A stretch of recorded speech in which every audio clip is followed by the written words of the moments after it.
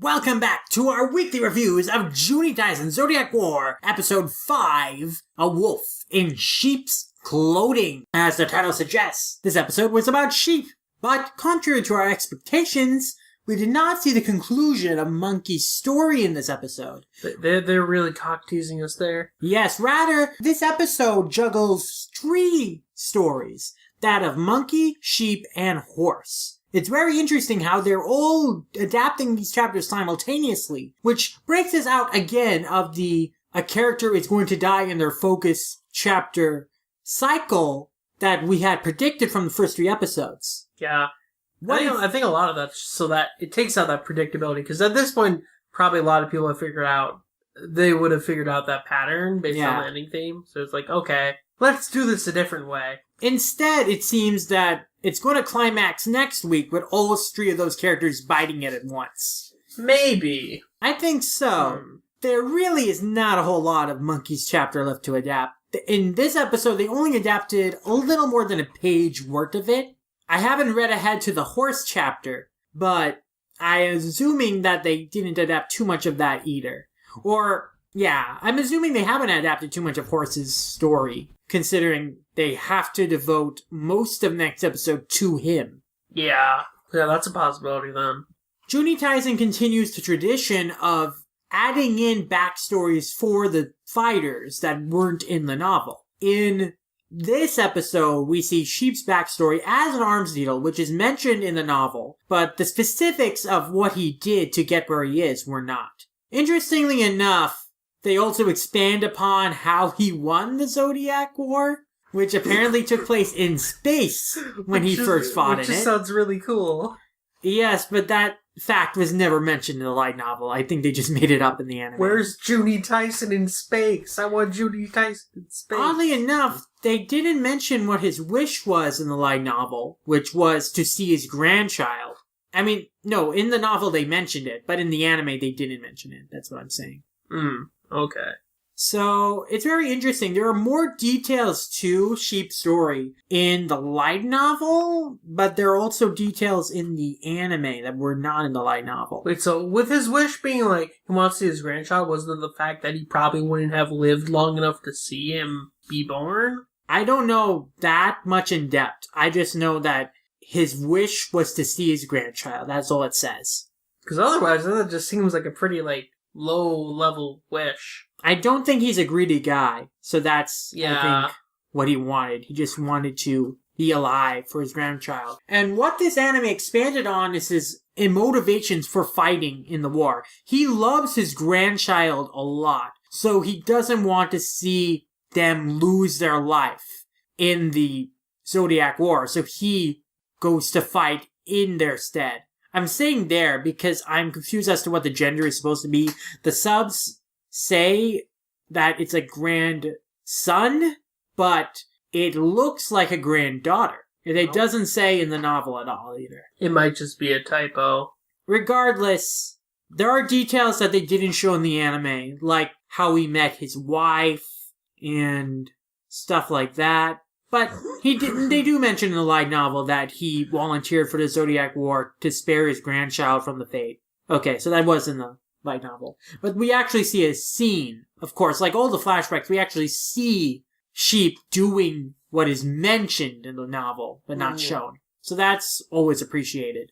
Though, in the light novel, it says that he's addicted to smartphone games, but it seems in the show that they were playing regular games. I guess. I mean, it seemed like some sort of handheld console. I guess. I mean, it looked more like a Switch than a cell phone. Yeah, I don't know. Maybe, I don't know, they updated. I mean, Nizo Isin did write this before the Switch came out. They were like, oh yeah, the Switch is hip now with the Japanese kiddos. Let's build that cross-marketing. So, Sheep's deal is that he's an old fighter. He knows his limitations. He knows he's not going to measure up to most of them in strength. So instead, he's really thinking out his strategy here. And he's determined that Monkey, Rabbit, and Ox are going to be the top dogs. They're the guys to watch out for.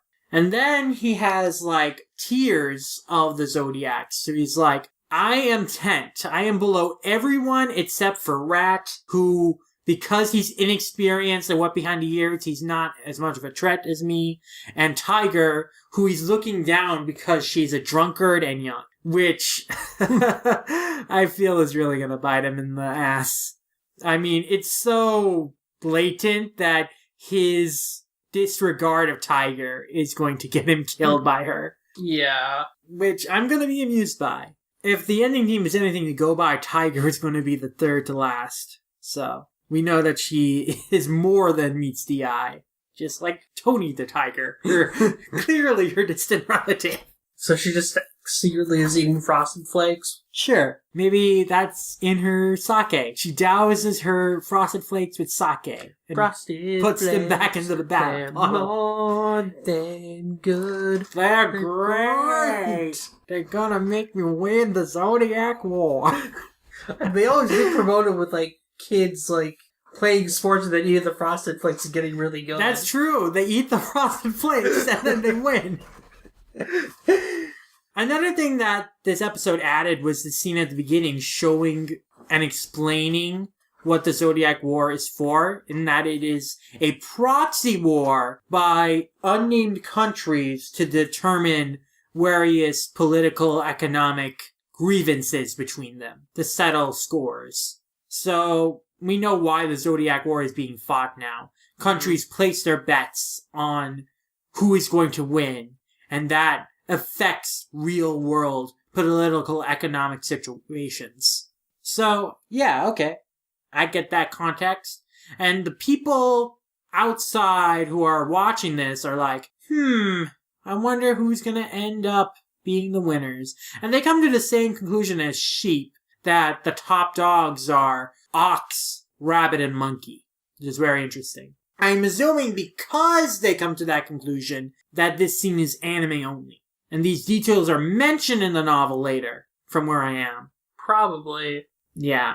Sheep is blissfully unaware of what's going on and, like, who has been taken out of the war. Because he's making this strategy saying, okay, so these guys are on this tier, these guys are in this tier, not knowing, like, how many have already been taken care of. Yeah. Because he wants to ally with boar and dog. Like, his three main candidates of people he wants to extend partnerships to are boar, dog, and horse. And boar and dog are dead by this point. Yeah. So the only person he could possibly ally with is horse, who himself is not in a great shape right now. Yeah, so sheep might be kind of screwed. Yeah, he spent so much time strategizing, and he prepared for multiple contingencies, except for the one person he's not taking seriously enough. And the one thing with sheep, though, is that he doesn't have the jewel in his body. He realized that, okay, this is dangerous. And so he hid it in his beard, and his plan is he's going to pretend that he got it out of his stomach to trick the other Zodiacs into thinking that he has a way to get the jewel out of their bodies. But because he knows that the best place to protect the jewel is inside their bodies, and they won't trust sheep to take the jewel out before the war is over, that they won't take him up on his offer until the very end. So that's going to keep him safe. Yeah. So he's come up with a really smart strategy. But because he spent so much time strategizing and is so unaware of what the battle situation is, that is actually putting him at a greater disadvantage. Because most of his plan is now already shot. Even then, though, since he doesn't have the jewel inside his body, couldn't he just, like, surrender the jewel and then walk away if he really wanted to? His goal is to win. Yeah, but if he gets into a compromising position. I mean, he could. That's certainly a strategy, but a lot of them are out to kill. That is true. And I guess from that mentality, like, that nothing would stop sheep from going and killing someone else and taking their jewels. I mean, if he was just interested in surviving, he would ally with Monkey. And he considers Monkey like one of the top three. But he doesn't want to support Monkey. He doesn't want to help her win. He wants to win. And he will trust in his craftiness and his ability to manipulate the mid-tier fighters. Which is his undoing because he is underestimating the low-tier fighters. Who, especially Tiger. I mean, we know are going to end up being the actual top three. Yeah. Two of those guys, at least. He only got one of the actual top dogs, right? So, the other subplots are Monkey and Horse. And Monkey, we just see her fight with Rabbit, and showing that Rabbit is not listening to reason, and giving her a tough time. We get, more insight into her thoughts, as usual in the novel, but for the most part, it's a fairly straightforward adaptation of what's described. And then with Horse, I haven't read ahead to the Horse chapter, but I'm going to assume that the confrontation with Ox happened like it is shown in the show. And honestly, Horse doesn't really do all that much in this episode. His subplot, the most we get out of it is that he realizes he was naive to feel a sense of relief and feel like, okay, together with Ox, I can win this. And he realizes, I shouldn't have put so much faith, so much of my hope on a person who I didn't even know I could trust yet. So there wasn't too much to that. It really was a sheep-focused episode. And I think the idea is to have the Horse, Monkey, and Sheep chapters all conclude next week. And Rabbit's gonna take all their corpses and have a fun time. Well, at the very least, he'll do monkeys. We don't know, how Horse and Sheep are gonna bite it. I'm not ready for zombie monkey, Sid. It's gonna be really sad, I'm sure. I'm not ready. But overall, I think I really like this episode just because Sheep's characterization is very interesting. He's very easy to sympathize with because he's such a caring grandfather. He's not really that bad a guy. Yeah, it kind of plays with, your initial expectations from the first episode. You kind of think that he's going to be, a crazy, explosion guy. I mean, he was the one who was trying to blow up the floor. Yeah. We learned that. But I think most of that just comes down from his experience. He knew that the fastest way is just, trying to kill them right away. Yeah. This is a kill or be killed kind of battle. Yeah. So, it's nothing personal. And he had the most intense Juni Taisen in space. Yeah. This is pleb shit for him. Yeah. Got nothing on Juni Space Tyson. I do want to see that story. I want to see the story of how he won the Juni Taisen in space. Where's Juni That should be the next novel. It should be a prequel about sheep. That'd be so cool. Yes. Overall, another strong episode. What the show excels at is its character examinations, and Sheep was another fascinating character whose undoing is very blatantly clear. But I think it's gonna be fun to see all the same. Yeah. Since it's definitely gonna be used, like how most of the deaths in the show have been, to build up another character. And Tora is a character we have not seen much of until now, so I'm interested in what she's all about. Where is Ushio? we know where Ushi is. He killed Chicken. Oh, right. So does that mean Ox and Tiger and a team up then to become Ushio and Tora? Unlikely. Aww. Ox is not looking to team up with anyone, it seems. That'd be so cool, though. It really is too bad Sheep and Horse couldn't find each other, because they probably...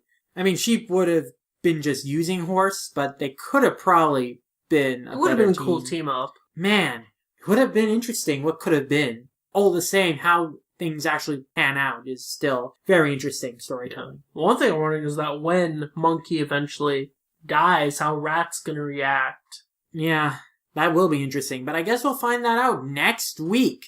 Until then, everybody, clap your hands! Later. All one of you who are listening to this, probably.